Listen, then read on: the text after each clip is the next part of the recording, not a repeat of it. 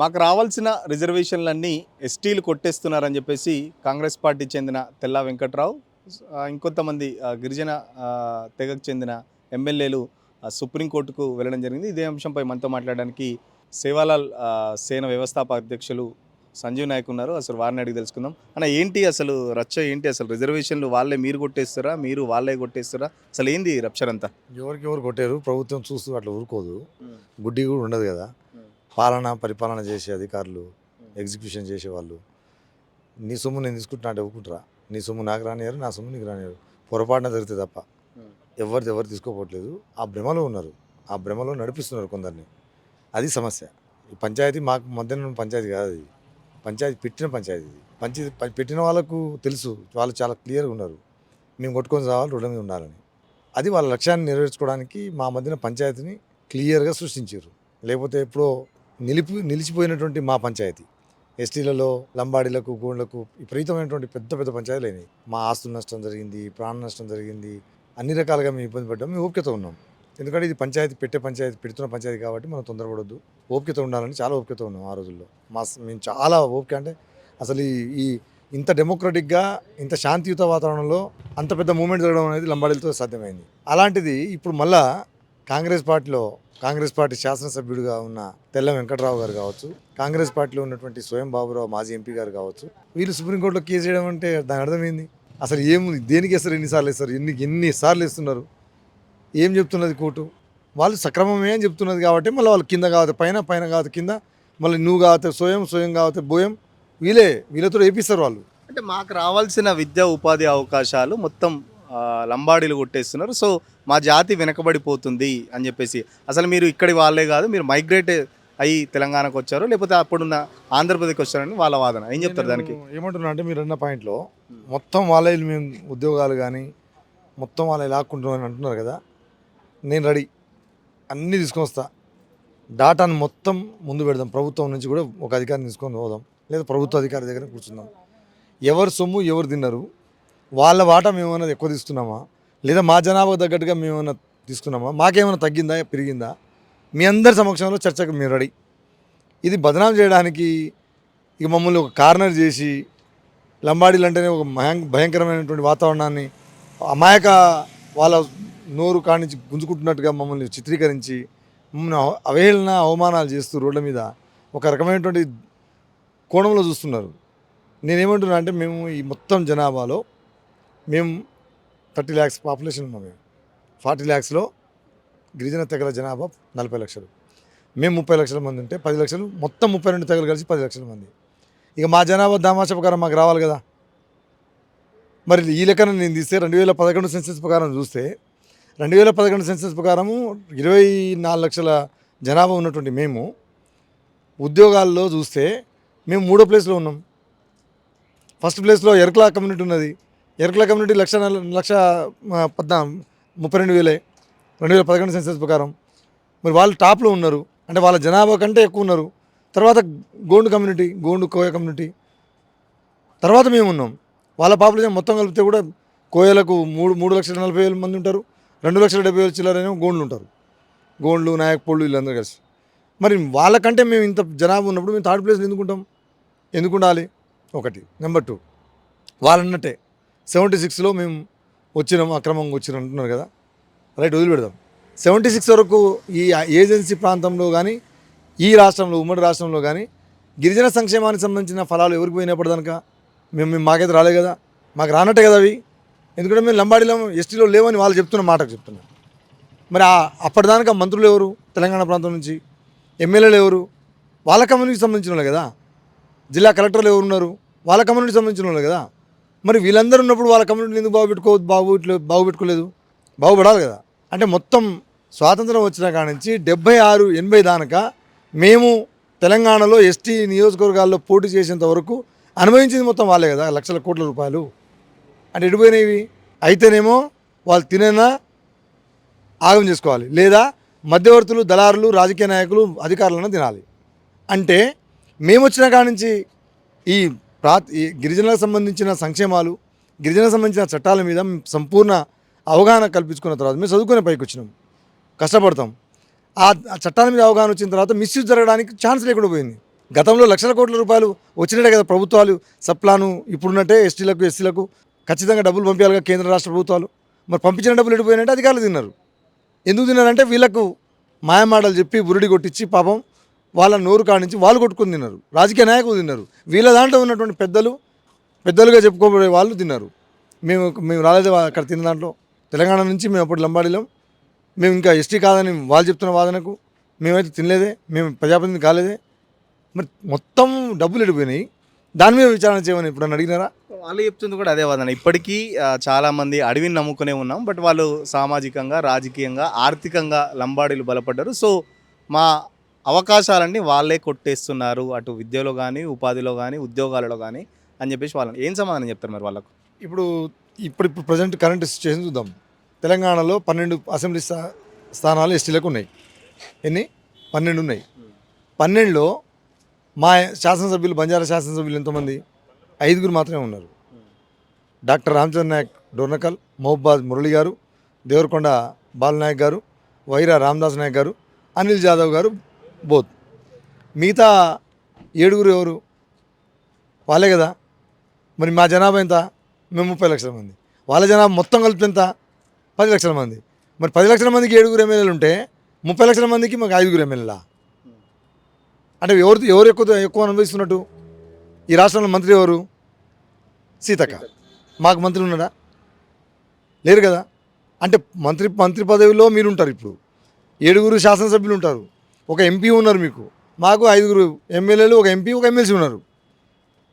ఇక మేము రాజకీయంగా కూడా మాకు ఒక రకమైనటువంటి ఒత్తిడి తొక్కివేసే ప్రయత్నం చేస్తుంటే కూడా మేము తట్టుకుంటున్నాం. అంటే వాళ్ళు చేసే ఆరోపణలు ఏది నిజం లేదంటే కేవలం రాజకీయంగా మాత్రమే ఆరోపణలు చేస్తున్నారు, లేకపోతే వాళ్ళ వెనకాల ఎవరైనా నుండి ఇదంతా చేపిస్తున్నారన్న? ఇది అసలు పాయింట్. వాళ్లకు మనం అందరం పోదాం.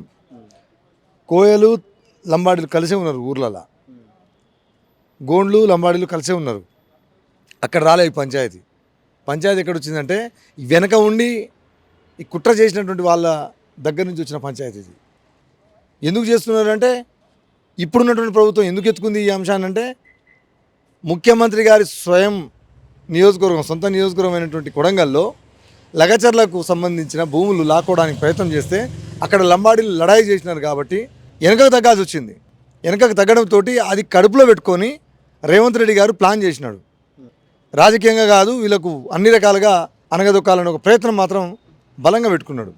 అది కాకపోతే వీళ్ళకి తెలియకుండా ఎమ్మెల్యేలు పోయి పిటిషన్ చేసే పరిస్థితి ఉంటుందా? మనం అనుకుందాం.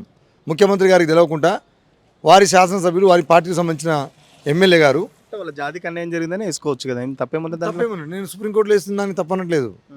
కానీ ఇక్కడ వేస్తున్నది కాంగ్రెస్ పార్టీకి సంబంధించిన వాళ్ళు వేస్తున్నారు. వాళ్ళ జాతికి సంబంధించిన వాళ్ళు వేస్తే అభ్యంతరం లేదు. ఇంకోటి శాసనసభ్యుడు ఆయన, ఒక కోయలకే శాసనసభ్యుడు కాదు, ఆ మొత్తం నియోజకవర్గానికి శాసనసభ్యుడు ఆయన. అందులో లంబాడీలు కూడా ఆయన ఓటేసారు డెమోక్రటిక్గా. మరి లంబాడీలో కూడా ఆయన ప్రతినిధే. మరి ఒక కోయ సామాజిక వర్గానికి ఎమ్మెల్యే కాదు ఆయన. నేనేమంటున్నా అంటే దీని వెనకాల ఈ కుట్రను గమనించకపోతే ఈ తెగల మధ్యన పంచాయతీ ఈడు కాదు ఇంకోటి కాదు ఇంకోడు పంచాయతీ మాత్రం కంటిన్యూ పెంచుతూనే ఉంటారు.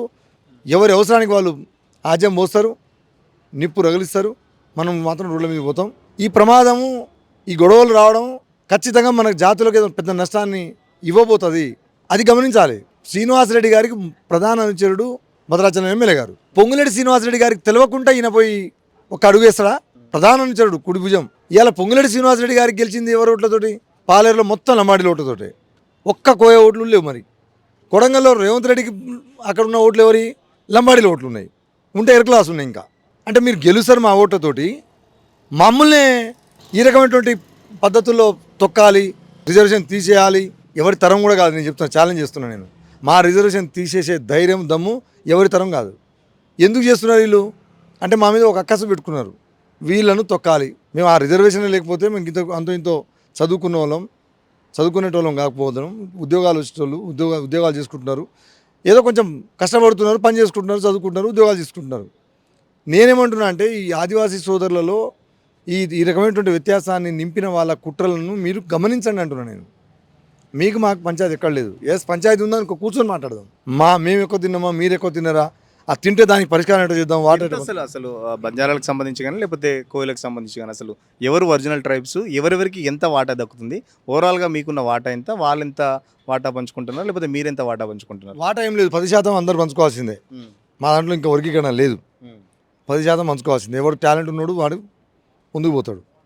ఒక రకంగా ఏజెన్సీ ప్రాంతంలో కొన్ని ఇప్పుడు ఏకలవ్య స్కూల్స్ ఉన్నాయి అనుకోండి, దాంట్లో కొన్ని స్కూళ్ళకు ప్యూర్ ఆ పిల్లలను నాయకపోళ్ళకే అడ్మిషన్లు ఇవ్వాలని ఉంటుంది.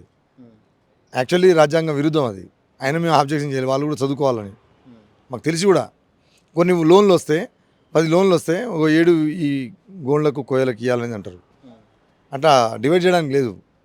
అయినా మేము ఒప్పుకుంటున్నాం, ఎందుకంటే వాళ్ళకు కూడా చేరాలి కదా, ఆ ఫలాలు అందాలి కదా, వాళ్ళు కూడా వృద్ధిలోకి రావాలి కదా అనేది మా ఆలోచన, అంతే తప్ప ఇంకోటి కాదు. మరి ఈ రకమైనటువంటి వాతావరణాన్ని అంత అద్భుతంగా వాళ్ళు ఉపయోగించుకుంటున్నారు. 10% మాకంటే ఎక్కువ నేను ఇందాక చెప్పినట్టు మేము 3వ స్థానంలో ఉన్నాం ఇప్పటికీ. మా జనాభా తగ్గట్టుగా మేము ఉద్యోగాల్లో లేము, మా జనాభా తగ్గట్టు మేము హాస్టళ్లలో మేము సీట్లలో లేము. మేము అనుభవిస్తుందంటే మేము 3% ఉన్నాం. ఇక మీరు ఇంకో మాట అన్నారు, ఒరిజినల్ ట్రైబ్స్ ఎవరు? భారత రాజ్యాంగం ఎవరికి అవకాశం కల్పిస్తే వాళ్ళు ఒరిజినల్ ట్రైబ్స్. మనకు పునాది భారత రాజ్యాంగం. దానికంటే ముందు కూడా మేము ప్యూర్గా బంజారాలం, లంబాడి, సుగాలి రకరకాల పేర్లతో పిలువడం. మేము 1876లో క్రిమినల్ ట్రైబ్స్ యాక్ట్ కింద మమ్మల్ని చూసి ఆ యాక్ట్ తెచ్చినారు బ్రిటిష్ ప్రభుత్వం. అంటే మేము ట్రైబ్స్ అన్నట్టే కదా, ఈ ఒరిజినల్ ట్రైబ్స్ మేము మూలవాసులం. కాకపోతే మా వేషధారణ వేరు, మా ఆహారం వేరు, ఆహార్యం వేరు. దీన్ని చూసి కదా ఆ షెడ్యూల్ ట్రైబ్స్లో కలిపేది, అందరినీ కలపరు కదా. అంటే మేము దానికి ఫిట్గా ఉన్నాం కాబట్టి మేము ట్రైబ్స్గా నమోదు కాబడ్డాం. అయితే ఇక్కడ చాలామంది కన్ఫ్యూజన్ ఏంటంటే 76లో వచ్చిర్రు అనే మాట అంటున్నారు. 76లో వచ్చింది కాదు ఇది.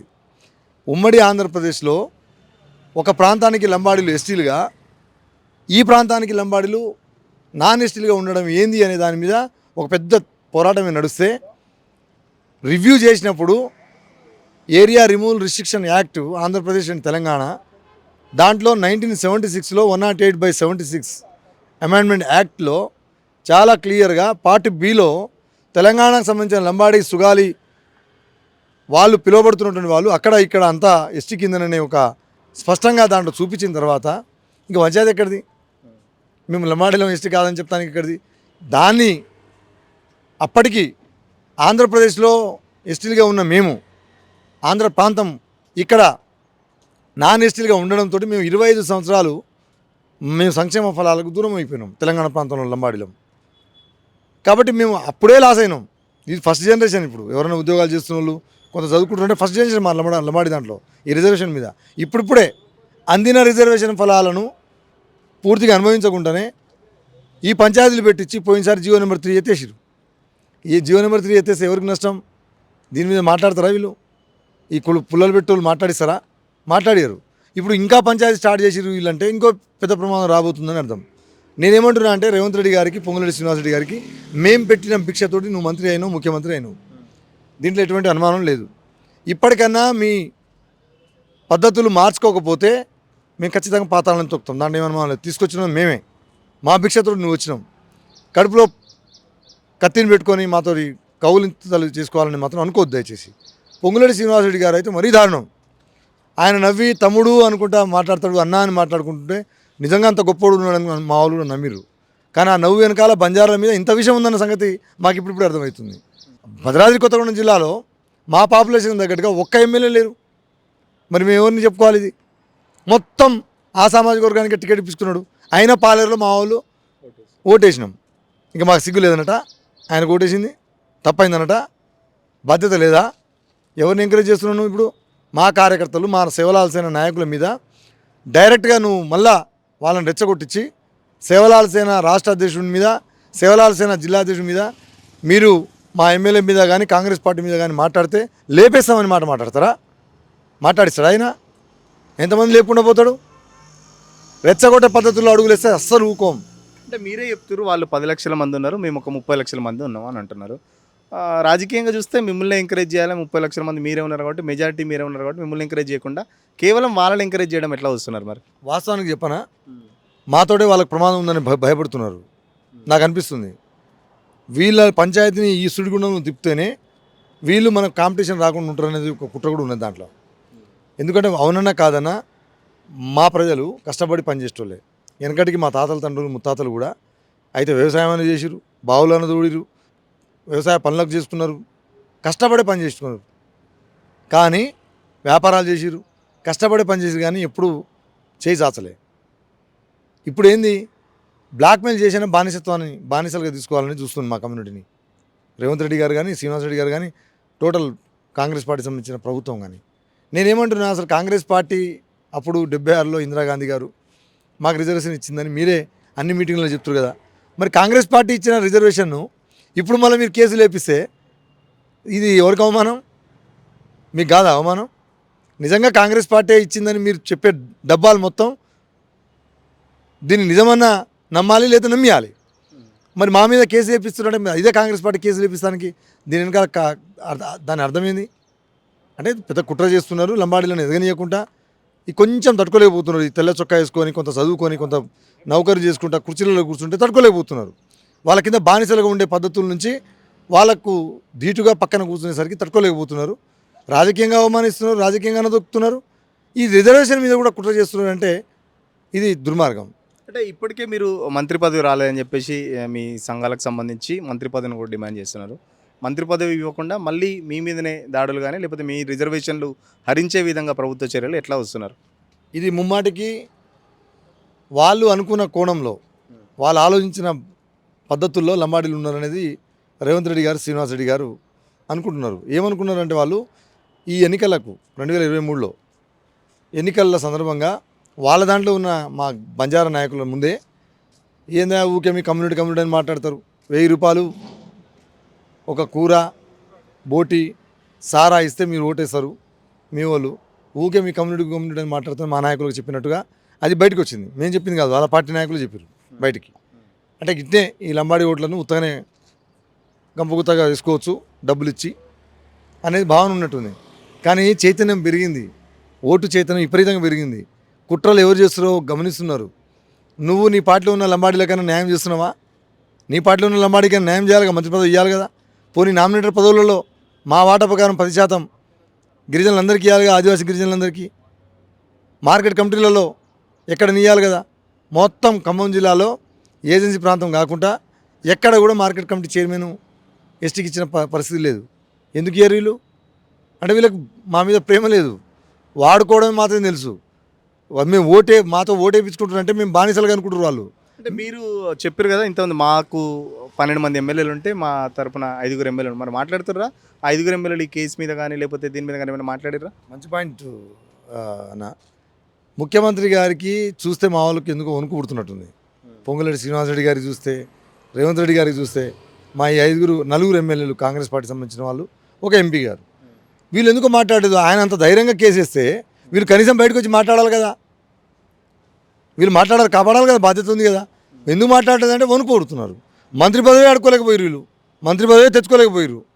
ఇక ఈ రిజర్వేషన్ పోతే పోయిందని అడుగుంటారు ఏందో మరి వీళ్ళు. మంత్రి పదవి ఇస్తానేమన్నా ఆశ ఉన్నది కావచ్చు వాళ్ళకి, అందుకే మాట్లాడతలేరు కావచ్చు. అందరికీ ఆ ఆలోచన ఉండబట్టే ఎవరు మాట్లాడకుండా మిన్నకుంటున్నారు. వీళ్ళ పదవుల కోసం మా జాతి మీద ఇంత దాడి జరిగినా, ఇంత దౌర్జన్యాలు చేస్తున్నా, నీ పార్టీలో ఉన్నటువంటి నాయకత్వం చేస్తుంటే నువ్వు కనీసం ఒక మాట చెప్పవా? సాటుగానే పోయి చెప్పేవాళ్ళుగా. నువ్వు దండం పెడతావా, దాచకం పెడతావా అన్న? మరి పరిస్థితి బాగాలేదు. మా జాతి చేపట్టి మనం గవర్నమెంట్లో వచ్చినాం, ఏందన్నా ఈ కుట్రాలని చెప్పి అడగాలి కదా. వీళ్ళకు నిజంగా కూడా మా జాతి పట్ల ప్రేమ లేదనేది దీన్ని బట్టి అర్థమవుతున్నది. సో మేము వీళ్ళని నమ్ముకొని ప్రయాణం చేస్తారని మా సమాజం అనుకోవట్లేదు. మా దాంట్లో యువత, బ్రహ్మాండమైనటువంటి యువత వచ్చింది, విద్యార్థి లోకం వచ్చింది, చదువుకున్నటువంటి వాళ్ళు ఉన్నారు, ఉద్యోగస్తులు ఉన్నారు, మేధావులు ఉన్నారు, అందరూ నాతో మాట్లాడుతున్నారు. మేము ఇంటర్నల్గా మాట్లాడతాం. దీని మీద చాలా ఆచితూచి చేస్తున్నాం. దయచేసి మా నాయకత్వానికి, మా సమాజానికి, మా జాతి బిడ్డలకు కూడా నేను రిక్వెస్ట్ చేస్తున్నాను. వాళ్ళు ఎంత రెచ్చగొట్టాలని చూసినా మీ ద్వారా, దయచేసి ఇది చాలా ఇంపార్టెంట్, వాళ్ళు ఎంత రెచ్చగొట్టాలని చూసినా రెచ్చగొట్టడానికే ప్రయత్నం చేస్తున్నారు. మనం మాత్రం ఎట్టి పరిస్థితుల్లో ఒక్క అడుగు కూడా ముందుకేయదు. వేచి చూద్దాం, ఓపికతో ఉందాం. మన అన్నదమ్ముల మధ్యన పంచాయతీ పెట్టిన కుట్రదాడు బయట వచ్చేంత వరకు. లాస్ట్ టైం కుట్రదాడు ఎవరో మనం చూసినాం, ప్రేమ్ సాగర్ రావు వాళ్ళ తమ్ముడు, కాంగ్రెస్ పార్టీకి సంబంధించిన వాళ్ళు డబ్బులు ఇచ్చి మూమెంట్ చేయించారు. మా సామికి మాత విగ్రహాలను ధ్వంసం చేయించారు హైదరాబాద్లో. మా రామరావు మహారాజు విగ్రహాలను ధ్వంసం చేయించారు, శివరాల విగ్రహాలను ధ్వంసం చేయించారు. మా ఆస్తుల మీద దాడులు జరిగినాయి, దెబ్బలు కొట్టిర్రు, తండాల మీద పడి దెబ్బలు కొట్టిర్రు, చనిపోయిర్రు. అయినా ఓపికతో ఉన్నాం. రెచ్చగొట్టే పద్ధతుల్లో మన వాళ్ళు ఎవరు మాట్లాడదని రిక్వెస్ట్ చేస్తున్నాం మా వాళ్ళకు. వాళ్ళకి ఏదైనా డౌట్ ఉంటే ఏ వేదిక పెడితే వాళ్ళు ఆ వేదిక నేను పోతా, అన్ని ఆధారాలతో పోతా. లంబాడీలు ఎస్టీలలో ఉన్నది సక్రమమే అనే ఆధారాలతో సహా నేను పోతా. వాళ్ళు కాదని రుజువు చేసుకోమని చెప్పండి. ఎస్, కాకపోతే మేము ఎక్కువ తిన్నామా మీరు ఎక్కువ తిన్నారా అది కూడా చర్చ పెట్టుకుందాం. మీ సమస్య ఏందో అది కూడా చర్చ పెట్టుకుందాం. మేము రెడీ. ఈ పంచాయతీని రాజకీయ అవసరాల కోసం కొందరు వాడుకుంటుంటే దాంట్లో పావులుగా మారుద్దని మాత్రం నేను చేతులెత్తి ఆదివాసీ సమాజానికి దండం పెట్టి మనం అడుగుతున్నా, రిక్వెస్ట్ చేస్తున్నా. ఫైనల్గా చెప్పండి, మీరు చర్చ పెట్టడానికి చర్చకు పోవడానికి మీరు సిద్ధంగా ఉన్నారు. మరి అటు నుంచి అటు కోయ నుంచి కానీ గిరిజనుల నుంచి అటు పెద్ద మనుషులు ఎవరైనా వస్తున్నారా మీతో మాట్లాడడానికి? నిన్నగాక మొన్న బూర్గంపాడు భద్రాచలంలో ఒక ప్రెస్లో వాళ్ళు సమావేశమై సేవలాల్ సేన నాయకులు భద్రాచలంకి రావాలి, వచ్చి మీరు వచ్చింది సక్రమమని మీ దగ్గర ఆధారాలు ఉంటే తీసుకొని రమ్మని చెప్పేసి అన్నారు. వారి సవాల్ ఇస్తారు డైరెక్ట్గా. ఆ సవాల్ను స్వీకరిస్తున్నా, అన్నీ తీసుకొని వస్తాను నేను. టైం మీరు చెప్పి, సమయం మీరు చెప్పి, అనుమతిని మీరే తీసుకోరి. ఎందుకంటే మీ ఎమ్మెల్యే అక్కడ ఉన్నాడు కదా, మీ అధికారం. ఎందుకంటే మేము ఇస్తేనేమో పర్మిషన్ ఇయ్యరు. సో మీరు తీసుకోండి, నేను వస్తా. మీ ద్వారా వాళ్ళని నేను అడుగుతున్నా, ఎప్పుడు రమ్మంటే అప్పుడు రావడానికి సిద్ధం. అన్ని ఆధారాలతో సహా వస్తా. మనం కూర్చొని మాట్లాడుకుందాం. కానీ లేపేస్తాం గీపేస్తాం అనే పదాలు దయచేసి మీరు కూడా మా నాయకుల మీద మాట్లాడొద్దని నేను రిక్వెస్ట్ చేస్తా ఉన్నా. ధన్యవాదాలు. కేవలం రాజకీయ కుట్రలోనే భాగంగా అటు ఆ తెగకు ఇటు బంజారాలకు సంబంధించి కావాలని కొందరు చేస్తున్నారు. ఏదైతే లగచర్ల విషయంలో బంజారాలంతా ముఖ్యమంత్రికి వ్యతిరేకంగా పోరాటం చేశారో అప్పటి నుంచే ముఖ్యమంత్రి మనసులో పెట్టుకొని ఇదంతా అటు పొంగులెట్టి శ్రీనివాసరెడ్డి సాయంతో ఇదంతా చేస్తున్నారు. ఖచ్చితంగా ఆదివాసీలకు బంజారాలకు ఎంతమంది వచ్చినా మేము ఇద్దరం అన్నదమ్ములాగానే ఉంటాం, కానీ ఎవరో చెప్పుడు మాటలు మేము రెచ్చిపోము. ఖచ్చితంగా సామరస్యంగానే సమస్య పరిష్కారం చేసుకుంటాం. బట్ ఏదైతే ఎస్టీ జాబితాలో మమ్మల్ని పూర్తిగా తొలగించే కుట్ర జరుగుతుందో ఆ కుట్రల్ని మాత్రం త్వరలోనే పసిగట్టి అవన్నిటినీ మా జాతి ముందుకు పెట్టడానికి రెడీగా ఉన్నామని చెప్పేసి సంజీవ్ నాయక్ చెప్తున్న పరిస్థితి. వీడియో జర్నలిస్ట్ కళ్యాణ్తో సురేష్ పల్లవి టీవీ, హైదరాబాద్.